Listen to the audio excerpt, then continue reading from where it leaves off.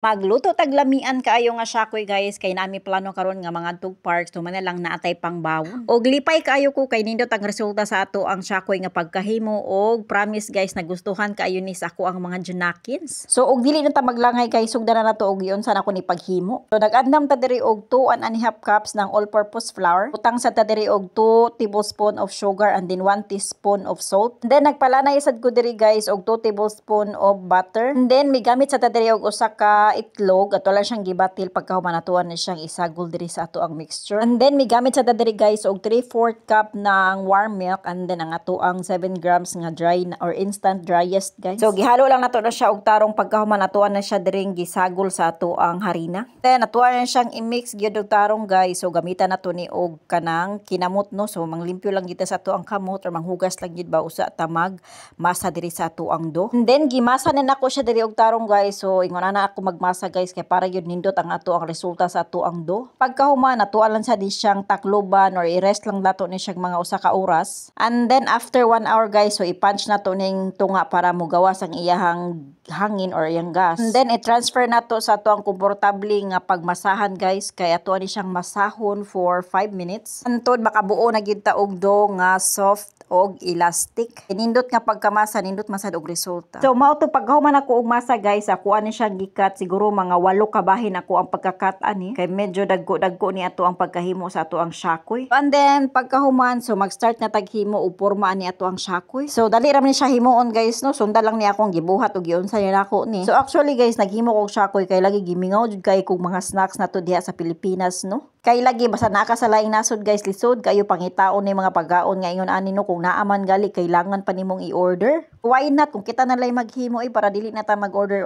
nya gasto pa. Dali ra man jud kayo ni siya himuon makakaon ra gyud ka kung maningkamot na lang yung kaglotog imuha. So mao to guys nahuman na ginato ni og porma ni ato ang syakoy and then pagkahuman nato og porma i-rest lang sad nato ni siya mga usa ka oras. After 1 hour guys wala na tubo na ni ato ang syakoy. So nagpainit naman ta diri og mantika mo nang ato ni siyang giluto diri sa ato ang mantika. Then sa pagluto sad ani kailangan gid ni siyang bantayan guys kay dali ra jud kay siya mapagod kung malimtan nimo. Tama ani guys o ning lakaw ra gyud kog kadyot kay akong anak naghilak and then pagbalik na ko hapit na gid siya mapagod. Gani kay natabang pa. Mao to kay lagi luto naman ni ato ni siyang haonon and then ato ni siyang paligid-ligiron diri sa ato ang asukal nga puti. Kay mao ni siya magdala og tamis. Kaway-kaway sa mga kamot diha kung kinsay gimingaw diha og syakoy. Then naghimo sa dekog tulo ka buok diri no nga pina-circle pud og kanang style. Kay naluto na lagi ni akong syakoy guys. So ningkuha din ko diri usan no kay ato din gituslo diri sa ato ang kape nga mainit. Then kaning uban guys kay ako ani siyang ipabugnaw kay ako ani siyang dadon sa park.